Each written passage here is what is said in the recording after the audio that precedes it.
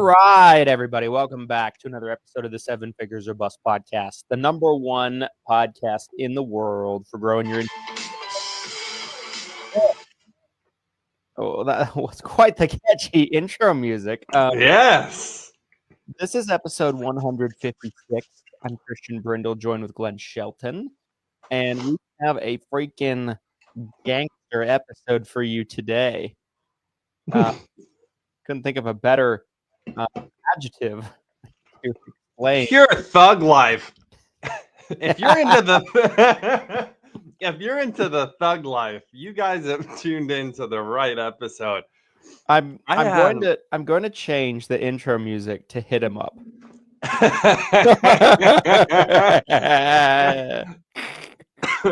Get some like DMX. Let's really go here. Yeah.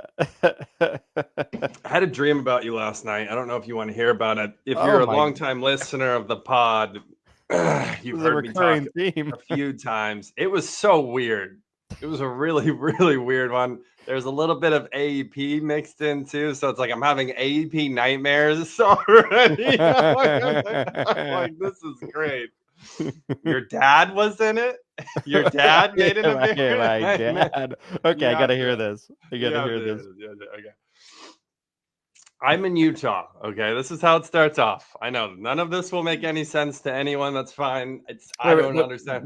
I probably need to go talk to my therapist. Before you continue, the first thing that goes in my mind, you being in Utah with how this starts, I think about episode 3, Revenge of the Sith. Premonitions. Premonitions.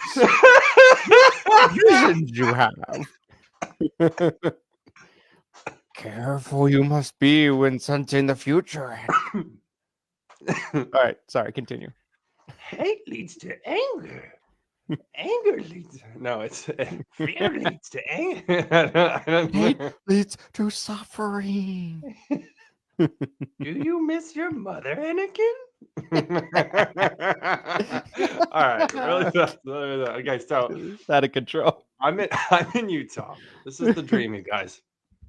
If anyone could interpret this dream, by all means, drop your dream interpretations into the chat below here. And I want to get to the main topic because I've got some great books to talk about too.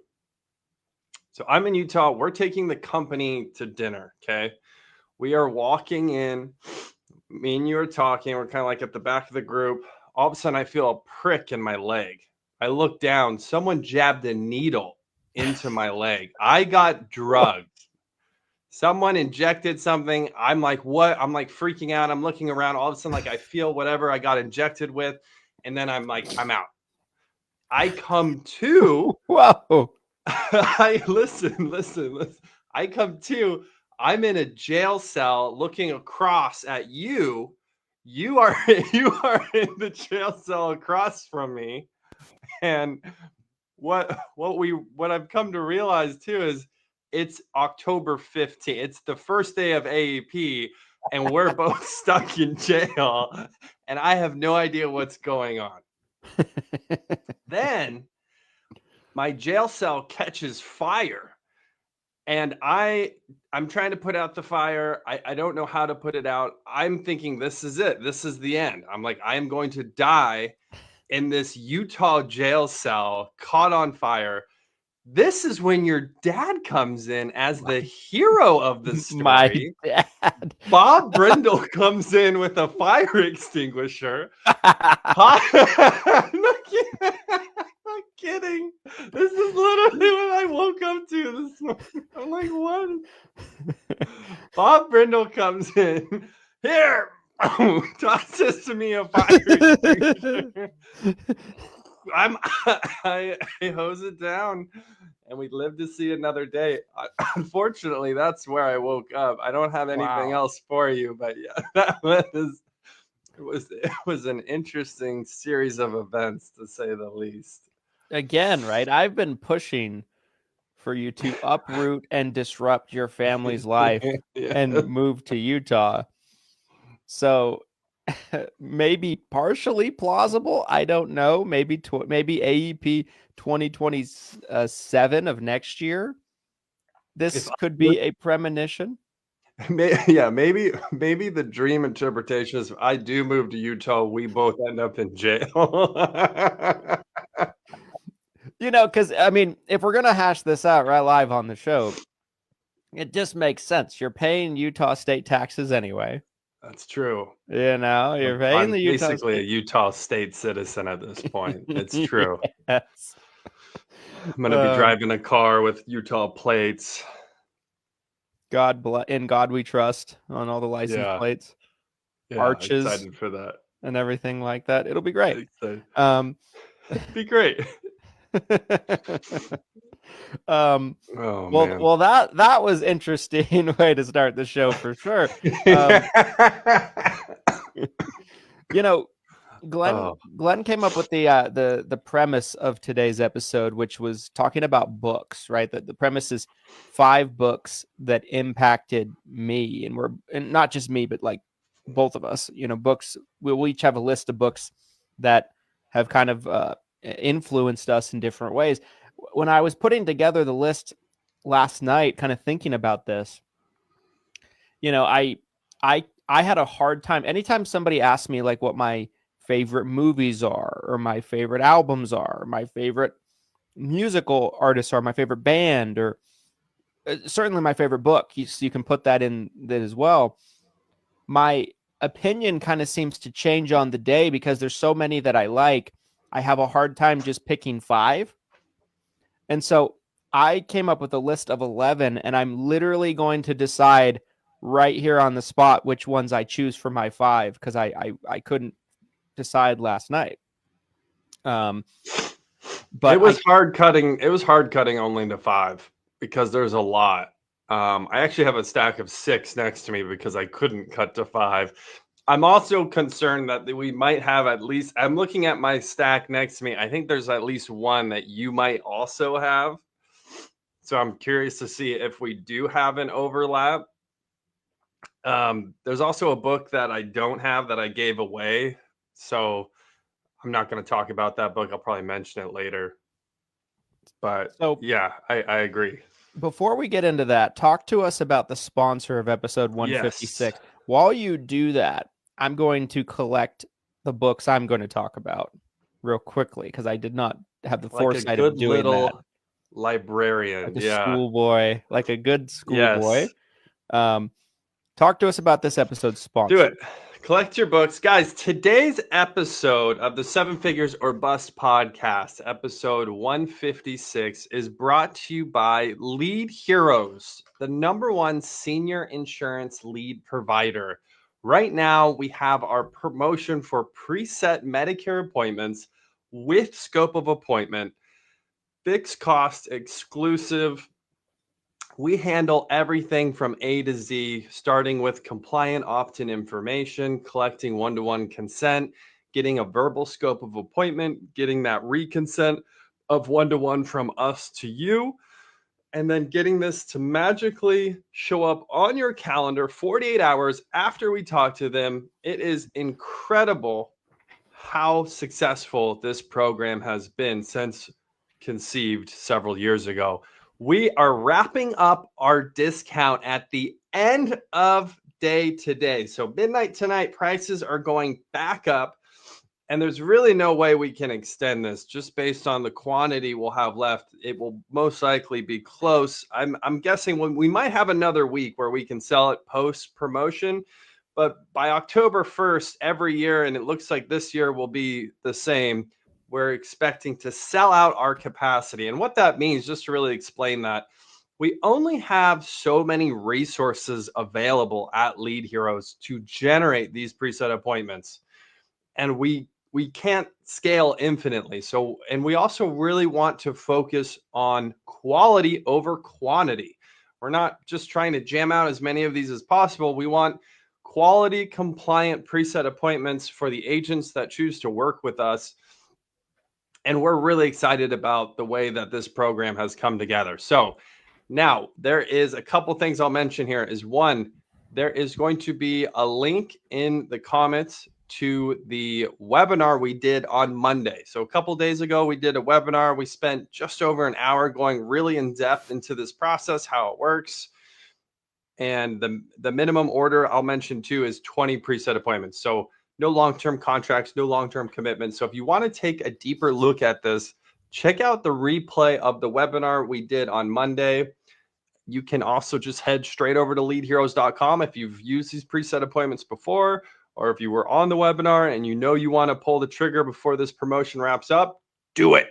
Do it. Head over to leadheroes.com now. Grab your preset appointments for this AAP. Have the most successful AAP you've ever had. And we'll see you guys at the finish line. Leadheroes.com. LEADHEROES. Leadheroes.com. I love it. I love it. The agents, I can just picture it now, hovering over the purchase page on the Lead Hero site. They think to themselves, I shouldn't. Then there's a voice. Do it.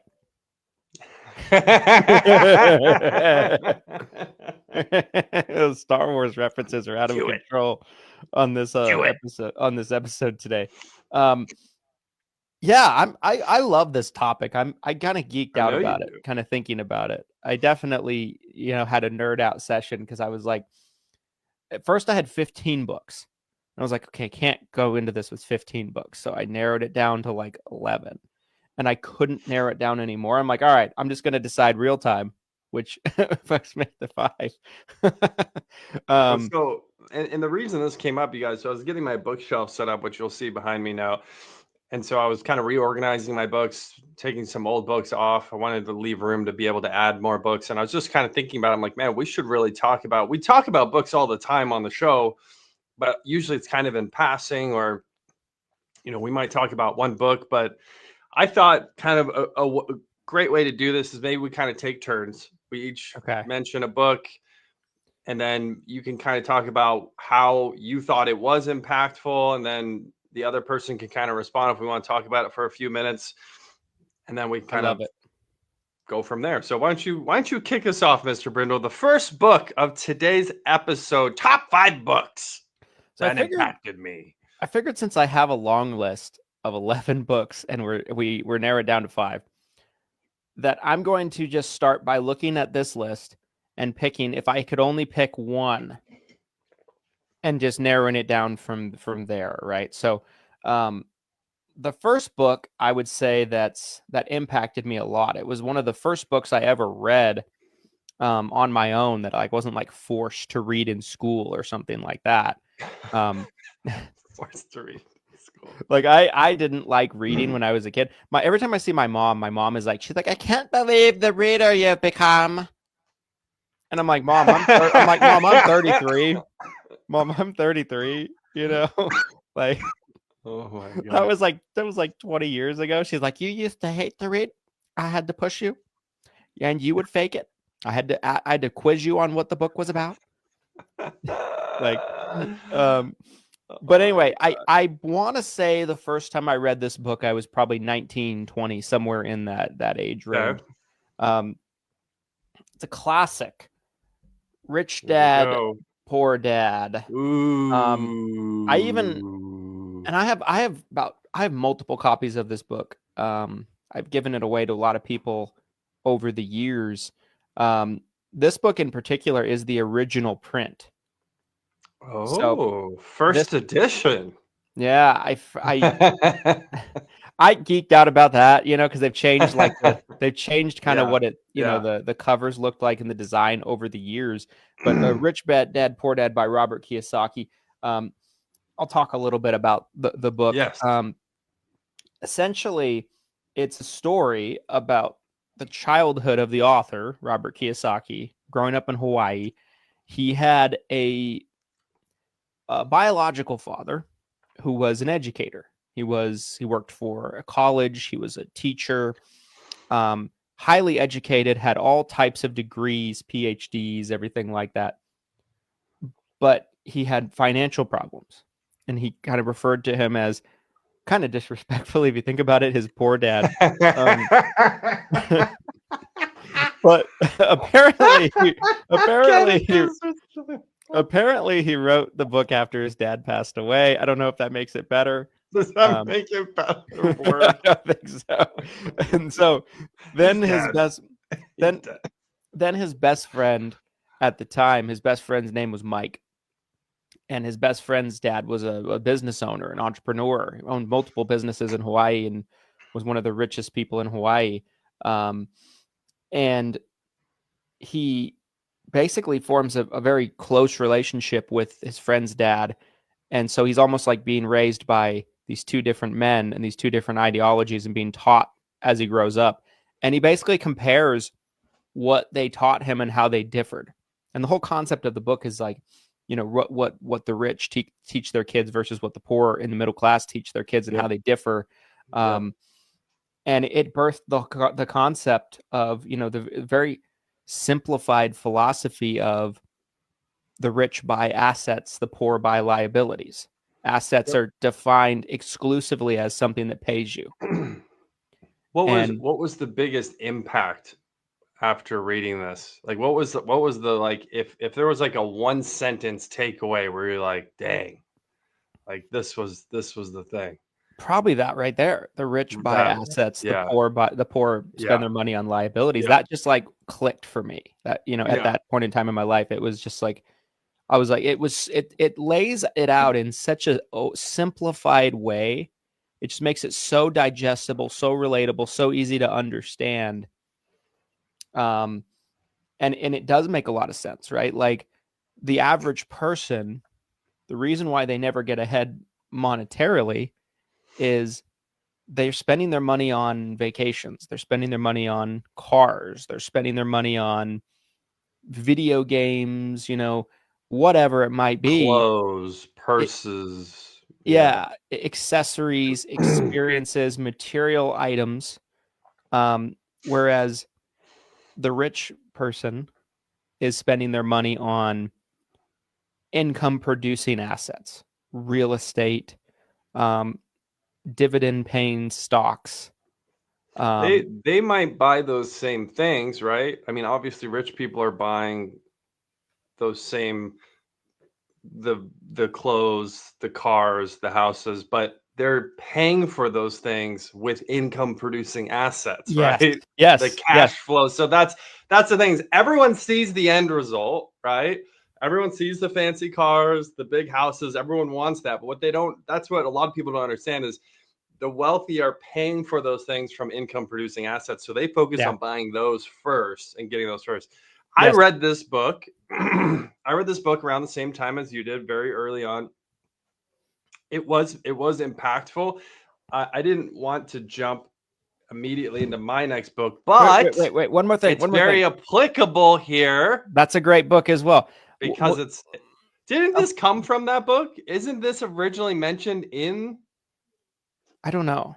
I don't remember. I thought he mentions it in Rich Dad Poor Dad, and then he goes into like the whole philosophy in this. But anyways, he does. He goes into like the quadrants and everything. But he ended up writing in, I think, an entire book based on that concept, which turned into that book, which is a great book. I have that book too, up here somewhere. Last thing I'll say about Rich Dad Poor Dad, we can move on.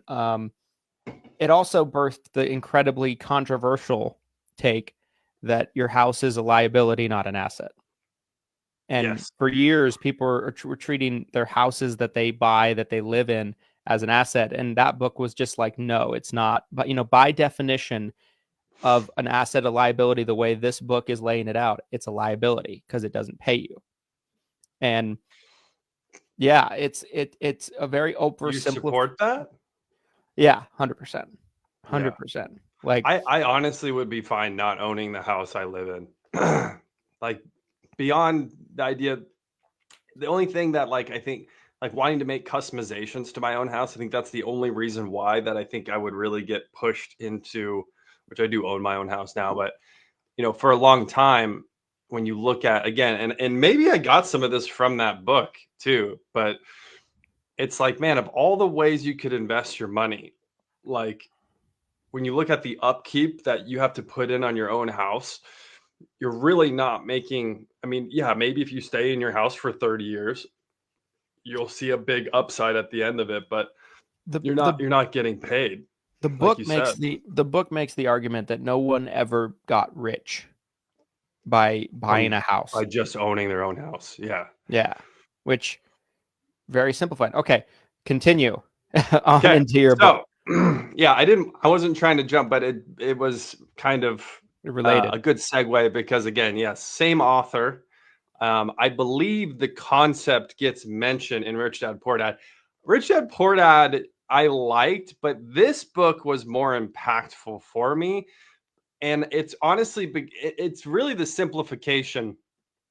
And we've talked about this before, but I really think whoever like can simplify complex ideas the most, like whoever can offer, because a lot of us all have access to the same information, but whoever can present it in the most simplified manner a lot of times wins.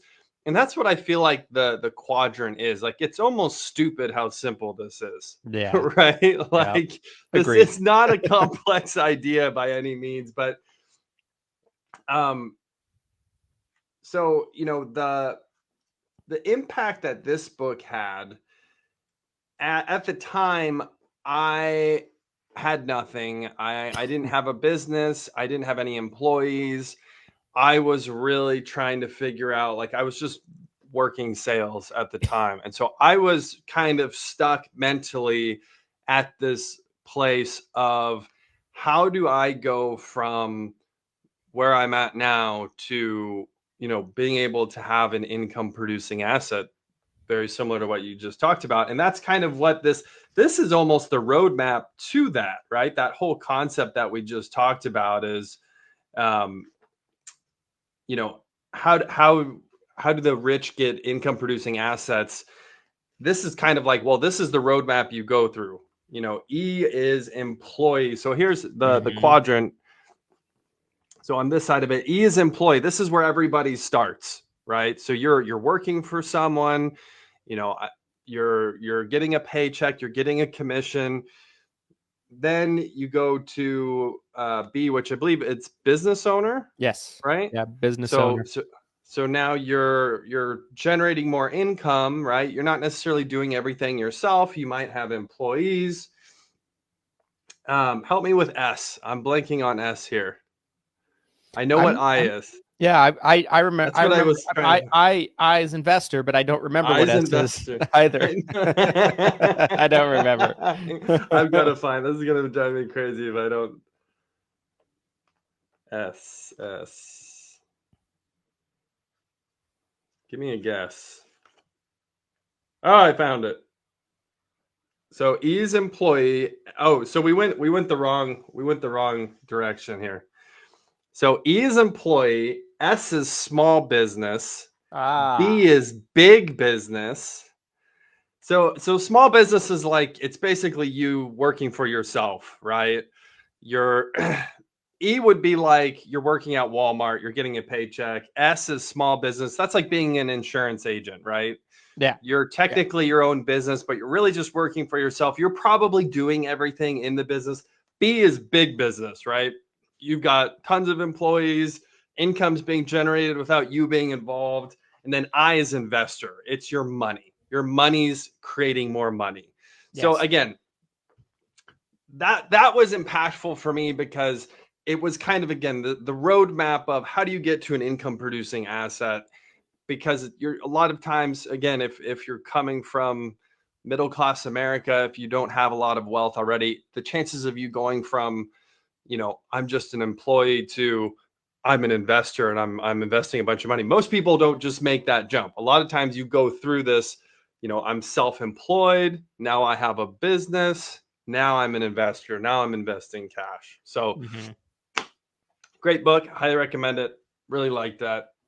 What I remember about that book, before we move on from it, yeah, it's been several years since I've read it, so I'm a little foggy on a little bit of some of the details on it.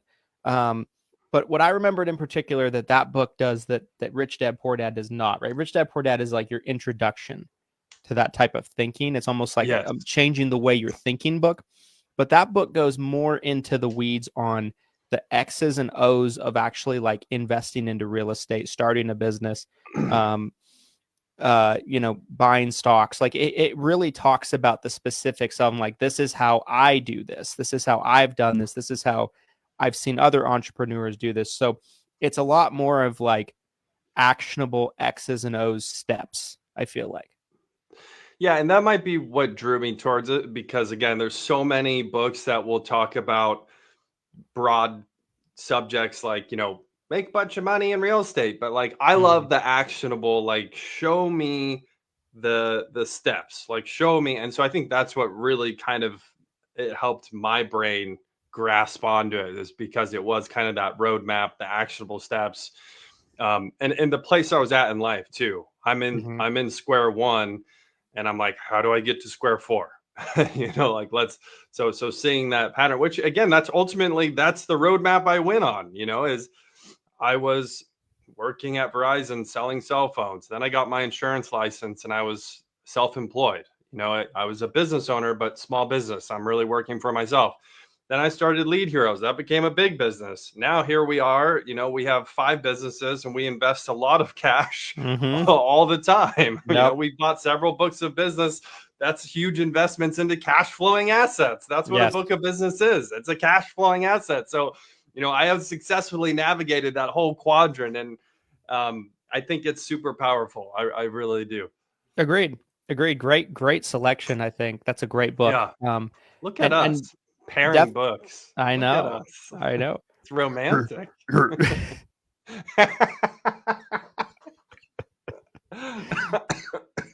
Your small business could become a big business. Okay, so my next book was one that I did not read until a couple of years ago. The Rich Dad Poor Dad was one that I read starting out. Yeah. 13, 14 years ago, right? And I've read it multiple times since. I don't know how many times I've read or listened to the audiobook of Rich Dad Poor Dad, multiple times. This book I've read multiple times since I read it, but the first time I did read it was a couple years ago. And I just thought it was so powerful, so impactful, even where I was at in my business at that point in time, a couple years ago, pretty far along. This was probably right before we merged, I want to say. Okay. But there was still tons of value I got out of it. And I felt like it's helped me since, post merger, in helping us grow our business, in ways that I hadn't thought of before. Your next 5 moves by the great Patrick Bet-David. I specifically didn't pick this book because I knew you were going to pick this book. Yeah. So I specifically didn't. Now, for any of you that have watched me talk about books over the years or seen videos I've made about books, I'm going to do my best to not talk about the same books over, that I've talked about over and over and over again. So I am going to not pick some that I normally pick just so I can talk about other ones. Because I talk about this book, I feel like every time I do talk about books. It's a great book. It's a great book. It's your next 5 moves, master the art of business strategy. It is all about, thinking like a chess player, a master chess player who's thinking 5 moves ahead at all times. So the moves are as follows. Move 1 is master knowing yourself, having that self-awareness, which I thought was very powerful. Not that many business gurus, whatever you want to call Patrick, really talk about that. It's like hustle. Right. It's like, this is like, okay, work harder. What do you want? What motivates you? What is your desires? Like, let's figure that out first, because everyone's different. Which is very true. Move number 2, master the ability to reason.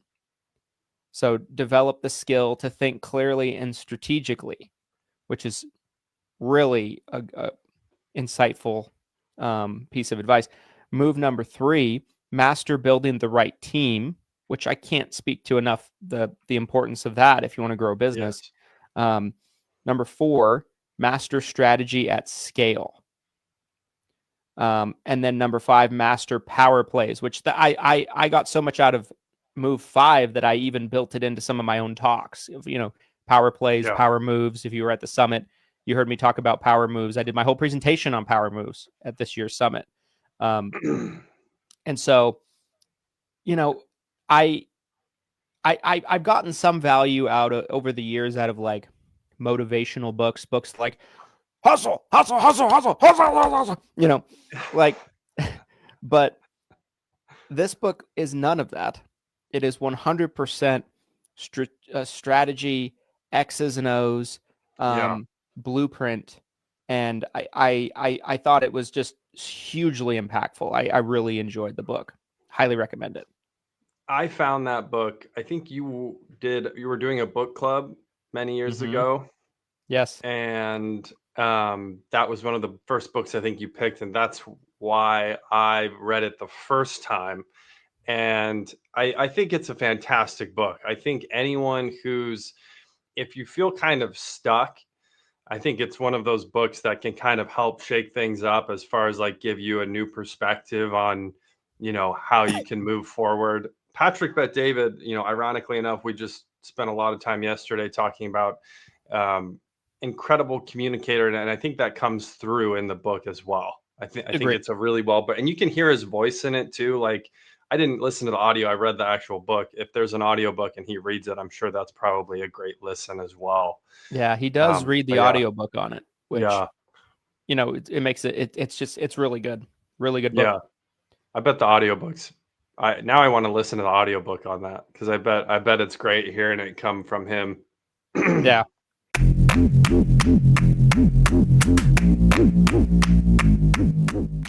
This episode of the 7 Figures or Bust podcast is brought to you by Everything Senior Insurance. Guys, if you're looking for an FMO in 2025 to be a partner with you and really support the overall growth of your business, Everything Senior Insurance is the one-stop shop to allow you to get plugged in with great resources. Whether it's ACA contracts you're looking for, whether it's Medicare contracts you're looking for, whether it's final expense and life contracts that you're looking for, Everything Senior Insurance has got you covered.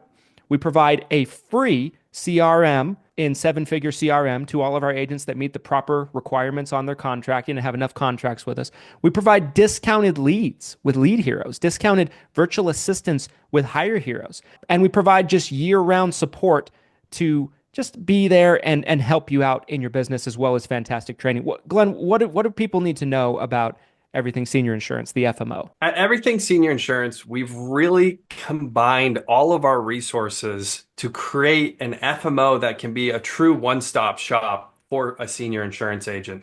Most FMOs have only maybe one resource or even no resources beyond offering that contract. We want to provide value to you as an agent to help you grow your book of business. Or if you want to create an agency, we want to help you grow your agency. And there's so many resources that we have put together to really help you grow your business. So if you are looking for a true partnership, someone that will invest in your business, please reach out to Everything Senior Insurance. We would love to help you grow. Thanks for listening to this message. And now back to the show.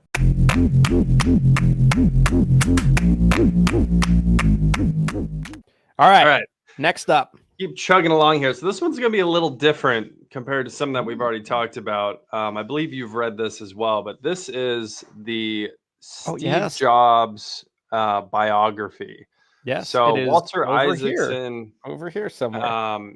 Walter Isaacson did some legendary biographies on some really big names. I'm kind of blanking on some of the other bios he's done. It's like historical figures like Thomas Jefferson, I think, or he did the Elon book, right? Yeah, oh yeah, he did the Elon, which I have. Yeah, I have the Elon book over here. That's a great book as well.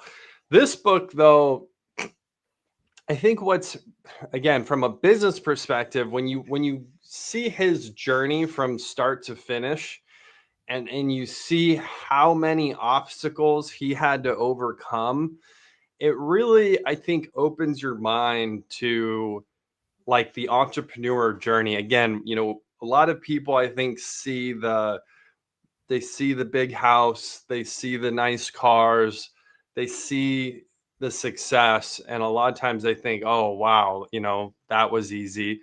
I think what's crazy about this story is, again, you see this this path, these ups and downs. I mean, he literally starts Apple. You know, he's the founder or co-founder of Apple. And then he gets tossed. You know, if you don't know this story, right? I know most people do. There's several movies, several books.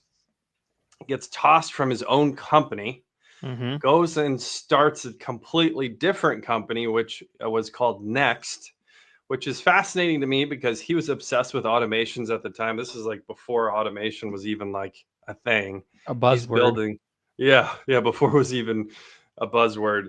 And he's creating a factory that can build computers, which then I believe he actually ends up selling to Apple. Yes. And that's how he gets back into Apple and then takes over the company again. So I love that part of the story too, of like, no matter how bad it got, like he was still able to come home. He was still able to come back, and he worked his way back up to CEO again, and really helped. Apple was struggling at the time. He really helped it find the vision, find the voice. So, you know, it's a little different than some of these other business books when we're talking about like X's and O's. But if you really want, if you don't know Steve Jobs' journey, and you want to learn more about it, this would be the book I would recommend, is the Walter Isaacson bio. Amazing read. One thing, I mean, what I'll say about Steve is, like, for me in my 20s, Steve was like on the Mount Rushmore of people that I studied, because I want, you know, I took a lot of inspiration from him and his journey and kind of just how he went about things. Not always the nicest individual in his management style, but he got things done, and he was able to pull things out of people that they didn't think they could do at times. And he was the definition of a master salesperson. Yes. A master visionary. Yes. Master marketer. And you know, he was brilliant. He was brilliant in so many ways. One other thing I'll say about Steve too, while we're on topic of this, is a lot of people might think, okay, Apple being one of the biggest tech companies ever, you might think he was like a technical genius. He was not. He was not in any way. He couldn't even code. Yeah. So that to me was also like a big kind of like light bulb moment as a business owner. Is like, you don't have to even know how to do some of the important work. It's more so about the vision of it and how you sell it and how you market it. That's what he absolutely crushed, right? Was, you know, the iPod, the iconic, this is 1,000 songs in your pocket. Yes. Right? Yep. Could Steve have built the iPod? No way in hell. Steve could have never in a million years built that in his, you know, in his own technical abilities, because he couldn't. Right. Could he have created the software that the iPod wrote? No, he had no ability to do that, but he had the vision for what it should look like. He had the ability to market and sell it to the masses. And that was the skill set that was most valuable. Right. Yeah.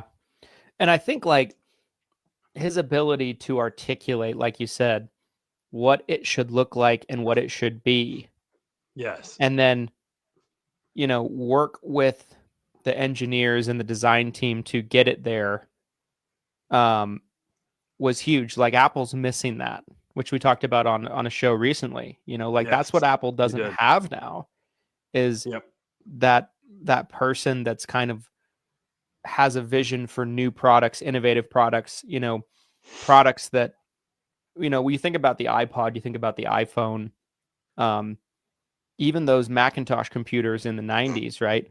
Like the colorful ones, all of those products, when they come out, they're so far ahead of their time and so much more advanced than anything anybody had at that point in time. And not only advanced, but like user friendly, like, you know, design wise, they're, you know, they're easy to look at. They look cool. They look like something you want to have.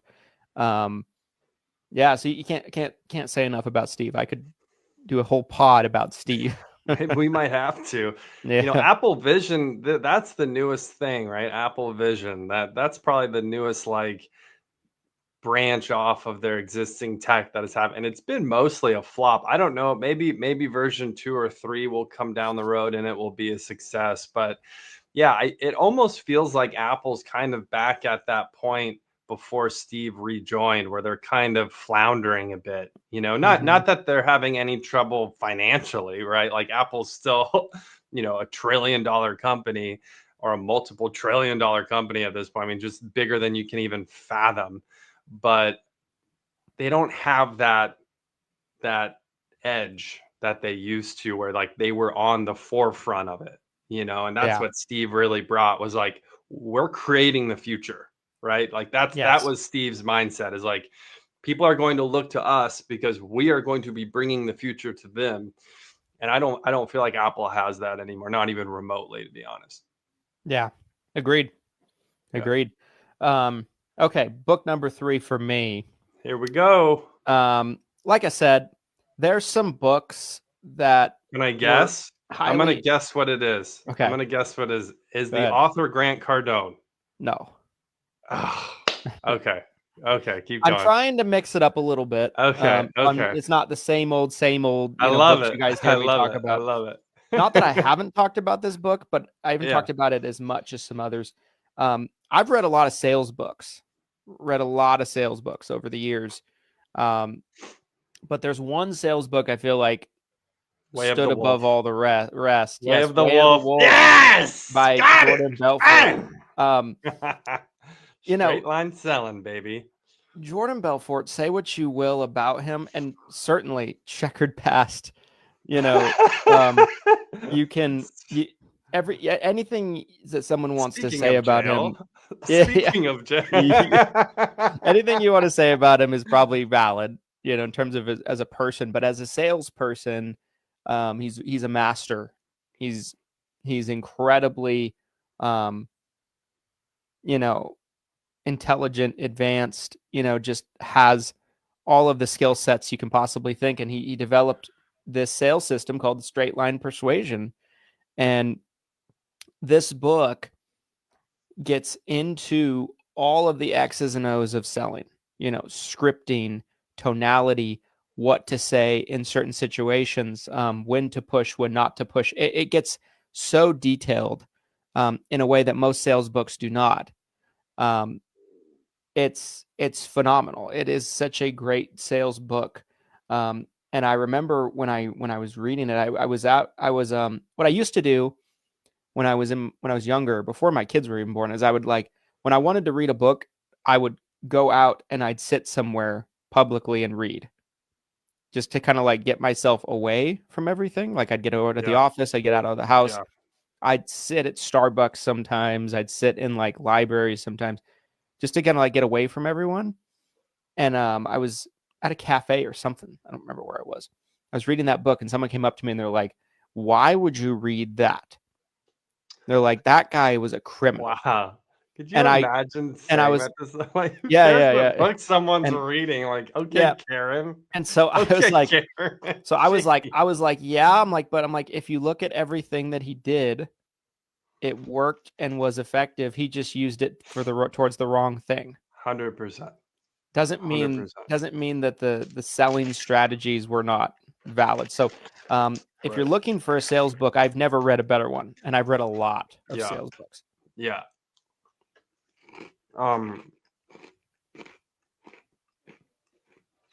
His story was really impactful to me because at the time I was in a capped commissions environment.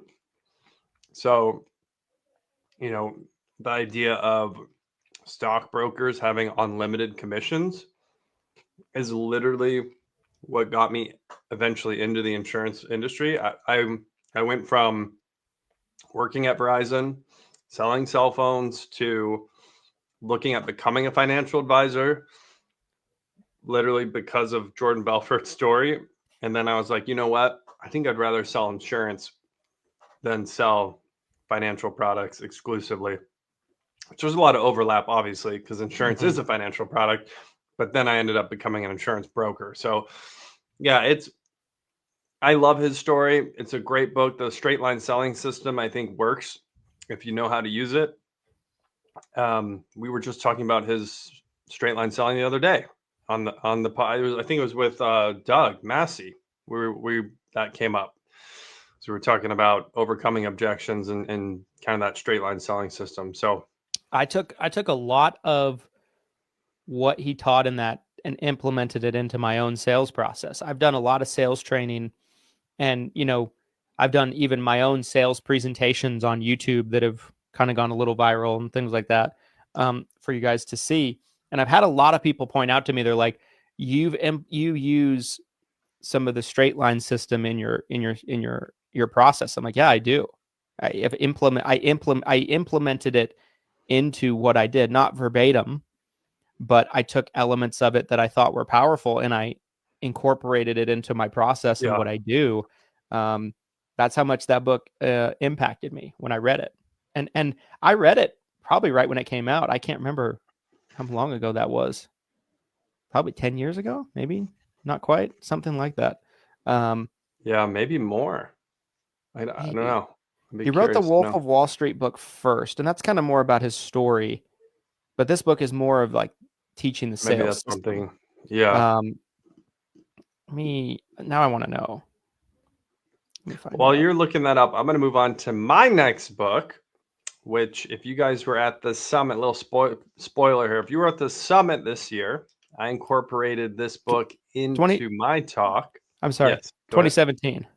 2017. Okay, I was thinking like 2011 in my head. So that's a lot newer. So this, again, I incorporated this into my talk at the summit. Buy back your time. So one of the books I was going to talk about was the 4-Hour Workweek. I actually gave away my last copy of the 4-Hour Workweek by Tim Ferriss. That was one of the original books that really helped me realize that a couple different things in the 4-Hour Workweek, being able to delegate, being able to work with virtual assistants, being able to kind of set my own standard for what success looks like. 4-Hour Workweek's a fantastic book. It is a little bit older now, though. It was published in like 2008. So the beautiful part about this book is it's a lot of the same topics, but published 2 years ago. So things like software, a lot of the tools that you might be using now is being covered in this book that wasn't even around when Tim Ferriss was working with virtual assistants back in 07, 08, 09. So again, what I love about this book and Dan Martell is how he has simplified things. I mentioned this with the quadrant system, the cash flow quadrant, and that book is his ability to simplify it. Dan does the same thing here. There's things that I personally implemented into the business, into my life, that came straight out of this book. There was stuff that I was teaching for hire heroes with delegation that, again, he talked about as well, but I felt like he did it in a simpler, cleaner way that I just literally stole and gave him credit because I liked how he said it more. So if you are, again, struggling with trying to do everything yourself, if you feel like, there's not enough time in the day, this is the book. It's all about how you can spend your money to buy back your time, and ultimately leads to generating more revenue. So highly recommend. I love Dan Martell. I follow him on social media too. I think he has some great social media clips that he's been putting out. Probably putting out some of the best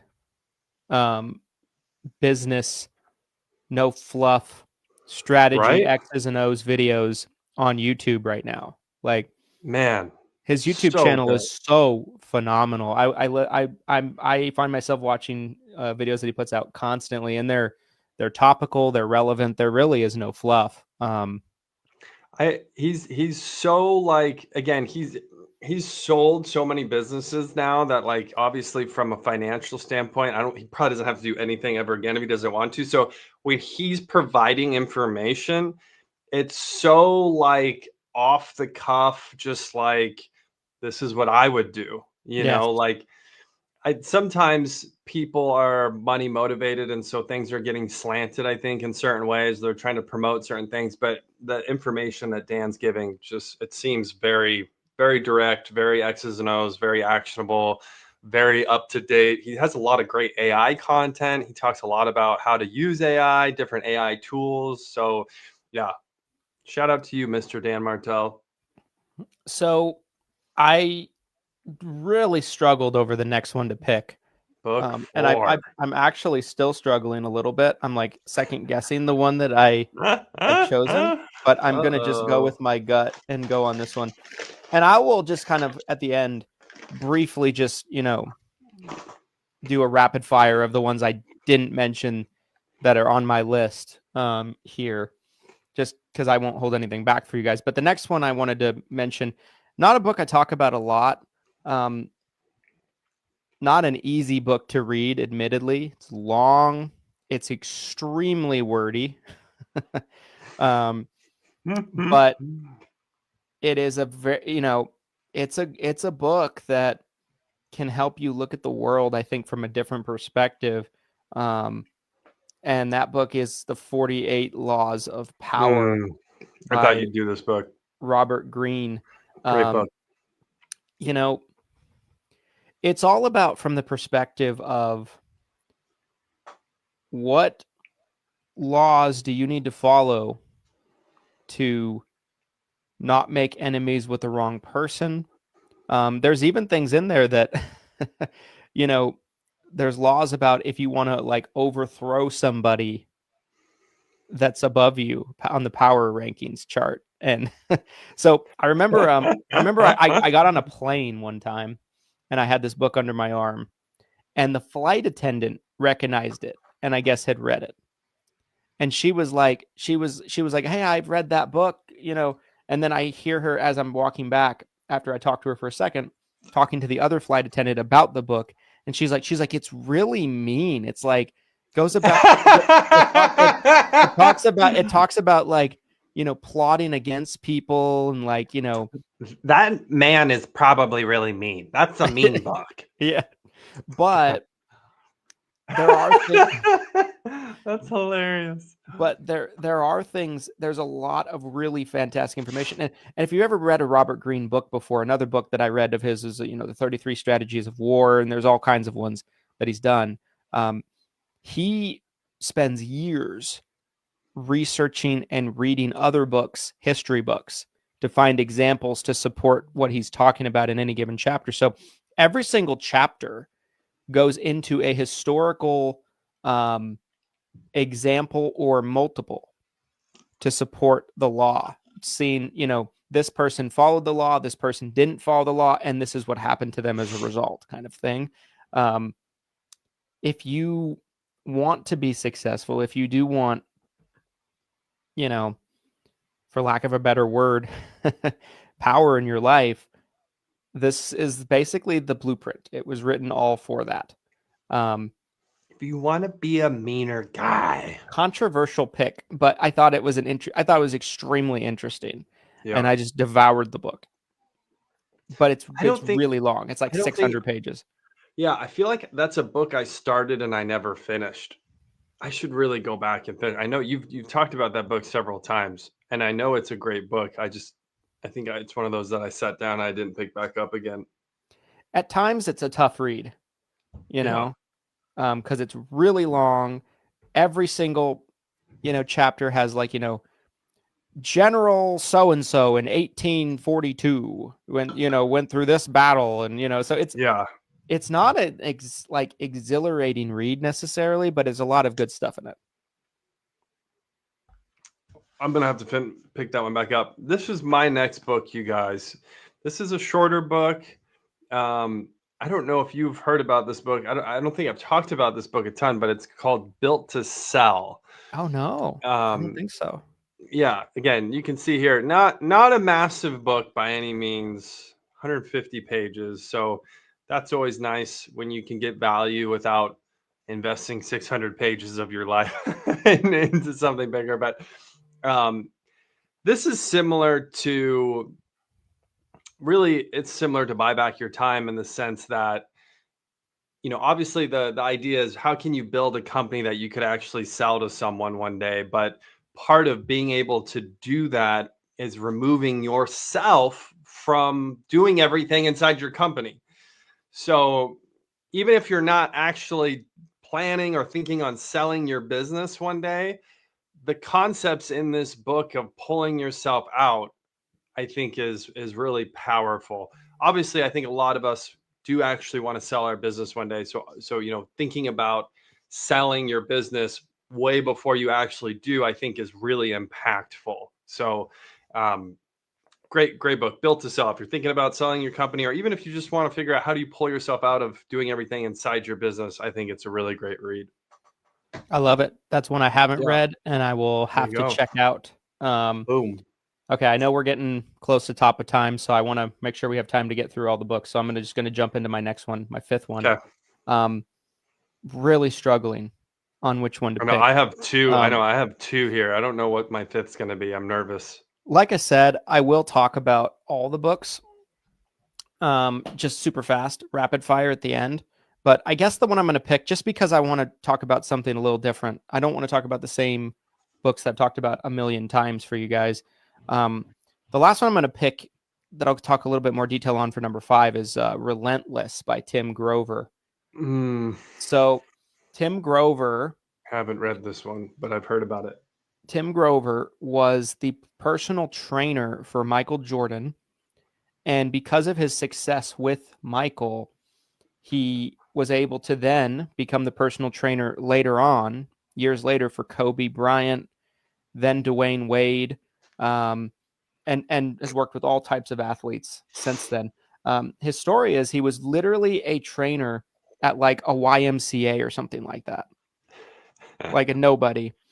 Yeah. And he harassed Michael because Michael was, getting beat up by the Pistons at that point in time in the playoffs, and he didn't have enough strength training going on, is kind of the way Tim saw it. So Tim would send him letters. Tim would like almost borderline stalk him. Like, I want to work with you. I want to help you. I can help you. And finally, Michael's like, okay, let's start working together. I can't remember all the details, a little fuzzy on how that actually happened, but he starts working with Michael. Michael bulks up, and then that's when they defeat the Pistons and move past them. And Michael kept him on for basically the rest of his career. And, one thing that the book is about, it's called Relentless because it's all about the mental attitude that a lot of these great competitive people that he's worked with over the years have to help them be successful. And it's a very dark book. There's a lot of dark places that a lot of these people go. You've heard stories for years about Jordan, inventing stories about people like talking shit, and then he'll go out and drop like 48 on them. And they'll be like, Michael said you said this about him. He's like, no, I never said any of that. George Carl, all that stuff. Yeah. But Michael was a psycho. He would go to this place to fire himself up. And it's something that all these guys have in common. They have like a very dark side about them that they can tap into to kind of drive them. And I identified with that a ton because I have a lot of dark sides in me. Use the Force. Dark side. So that's a great book if you haven't read it. Relentless by Tim Grover. The quote. So the quote that I've been seeing on social media over and over that's been floating around, the whole like after the game, no matter how late the game was or how much Michael got beat up in that game, he would always ask him 7, 8, or 6, 7, 8, or 9 or something. Yeah. That's from that book, isn't it? Yes. Yeah. Yes, it is. Okay. Yeah. Yes, That's a powerful quote. And I love that because it's like, doesn't matter what happened, what's going on. Michael's hitting the gym in the morning. Like he's getting better. He's getting stronger. I love it. Love it. Love it. Okay. So I have 2 books here. I'm going to wrap this into my final thoughts since I'm going into overtime here. I have the 10x rule, which I grabbed an extra book because I thought you were going to do the 10x rule. So I'm grabbed. so happy. You see the grin ear to I ear. wish I didn't now. I wish I did. So really fast, I'll rapid fire both these. The 10x rule. The story that impacted me from this book about him getting his loan called in 2007, 2008. I think it was during the financial crisis. Yes, This exactly what this you're was my talking about. number one. This was my number one takeaway from the book. This was the story that I was like, oh wow, I was like, Grant Cardone's legit. Like I think about this all the time. His loan gets called in from the bank because the bank's struggling financially. It's nothing to do with what Grant Cardone's been doing, but they basically call him up and they say, hey, we know you have hundreds of thousands of dollars left. I don't remember how much it was, but it was some like build condo, I think that condo building that he owned. And they were basically like, we need this 600K. We're going to need you to go ahead and pay the rest of the loan. We're calling it in. We can, based on our loan agreement, this is an option that we can do. And he's basically like, shit, like, what am I supposed to do? I don't have 600K. Like, I don't have the money. And his solution to the problem was he levers up, figures out a way to borrow money, goes and buys like 10 times more buildings in order to cash flow the building that he had the loan called in on. And so he takes this problem that a lot of people, I think, would have potentially folded their cards, right? Literally would have folded and been like, I can't pay this. You know, they default, the bank repossesses the building, and he ends up growing substantially to solve the problem. That's incredible. There's a lot of stories like that in the book, but that's essentially the 10x principle in my mind is like, you know, grow bigger and you'll wipe out any of those problems you're dealing with.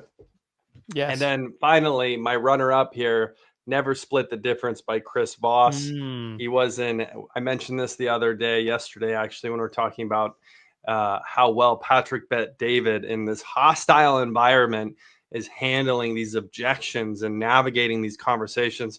Chris Voss was an FBI hostage negotiator. So he's on the walkie-talkie or he's on the megaphone. You know, if someone's got a gun pointed at someone's head and he's trying to talk them off the cliff. And the idea is that the word choice you use, and this is applicable to sales, this is applicable to marketing, how you say things is super, super important. And obviously, he knows better than anybody because if he says the wrong word, someone dies, right? Mm-hmm. So being able to take those lessons and apply it into business was really, really big. But anything you want to say about either of those? I haven't read Never Split the Difference. It's on my shelf. So it's on my list. Yeah. So it's definitely one that I want to Great read. book. I've heard amazing things about it. Yeah. The 10X rule, you know, I mentioned that there were 6 other books I have sitting here that I was trying to choose from. I knew it. And up until the last second, I knew debated. One of my favorite books of all time. One of my favorite books of all time. Yeah.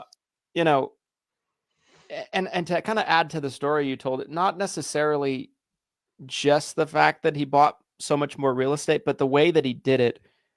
His solution was to double, triple down on his sales training business and drive more revenue through his own activity and his company's activity. And yes, that's what the 10X rule is all about. You know, whatever you think you need to times it by 10. You know, if you need, let's say, to make 50 grand this month, should probably try to 10X that and be like, how do I try to hit 500 grand this month? And you'll get way farther than you would have through the target of 50. One of my favorite books of all time. I love it. I'm going to rapid fire as my final thoughts. I know we're at really the hour fast, mark. really fast before you finish here. Undercover Billionaire with Grant Cardone as well. I'll mention this too. This is not a book. You know, this is a TV show. You can probably look it up. I don't know where it's available right now, but seeing Grant Cardone go to work on Undercover Billionaire during the pandemic, mind you, this was 2020. and essentially operate under those same principles, those 10x principles, and he crushes it. He crushes it. It was incredible to see in real time. The one story I'll tell you really fast from that show is when he sells. So really, undercover billionaire, all you have is like your car and $100. Like that's what you start with, and the idea is how far can you get in 90 days, basically. And they're trying to get to $1 million plus in 90 days. So he sells his car for money, which at the time when he does that, I'm like, idiot. I'm like, you're so stupid. I'm literally I'm like, you're an idiot. I'm saying that to my TV. But he sells his car, gets the money, and then he's borrowing someone's Jeep, I think. And he's ripping around the town in this really nice car that he's just borrowing from someone. He's like, I'll take really good care of it. I'll make sure it's topped off with gas. Like, and it's just a ability and being able to kind of lever up, like it's incredible. It's incredible to see. But anyways, continue. Yeah. Final thoughts, Mr. Brindle. Highly recommend. I watched every second of that as well. So okay, the other books that I had set aside that I really struggled, to pick between. I could have picked any of them and been happy probably. Another Cardone book, Be Obsessed or Be Average. I think I might like this book better than the 10X Rule. It's such a great. Ooh. It's all about, I haven't read that one. It's all about embracing your obsession. Society tells you work too hard. Oh, you should take a vacation. You should take a break. And it's kind of like, fuck you. No, I'm obsessed and I'm going to be successful. That's kind of what the book's about. It's so good. Yeah. It's so fantastic. Yeah. Highly recommend. Og Mandino, The Greatest Salesman in the World. This book was so impactful. I mean, it's an easy read. It's like 100 pages. I have one of my tattoos on my arm is an Og Mandino quote on my right arm. I was so influenced by this book. It's kind of like a metaphorical, hypothetical story about a guy who, becomes the greatest salesman in the world. And I love Og Mandino's books. He's, passed away now, but he wrote a lot of books decades ago that became classics. This is one of the most all-time selling business books ever. But it's old. But it's a amazing, terrific book. One of our employees, actually, I lent it to him and they read it in a couple of days recently. But so that book, Think and Grow Rich, Napoleon Hill. Classic. Great book. Kind of the first Secret, the original Secret. Yeah. That book kind of stole everything. So The Secret kind of stole everything from that book. Read this one recently, but I loved it. The E-Myth. That was I almost picked this one. Great book. Fantastic. All about creating systems and structures in your business to help you kind of get farther without having to work as hard. Tremendous. And then I've talked about this book a lot. Outliers by Malcolm Gladwell. Another good book. Outliers studies the highest performing people in all walks of life, business, sports, investing, politics, and studies their habits and things that separate them from other people. And it's almost like a case study. It's kind of what birthed the famous 10,000 hour rule. If you want to be an expert at something, you have to spend 10,000 hours doing it. So whoever can get to their 10,000 hours spent doing something the fastest are going to usually come out ahead because they're the fastest to become experts. So that's really, really good book. Guys, appreciate you watching all the way in. This is a long episode. If you're watching on live, if you're watching on the recording, video, audio, make sure to give us a like, comment, subscribe, 5-star review, whatever the platform of your choice will allow you to do. And we'll be back with another episode. Hope you enjoyed this one, and we'll see you on the next one. Thanks, everybody. Here's to your massive success.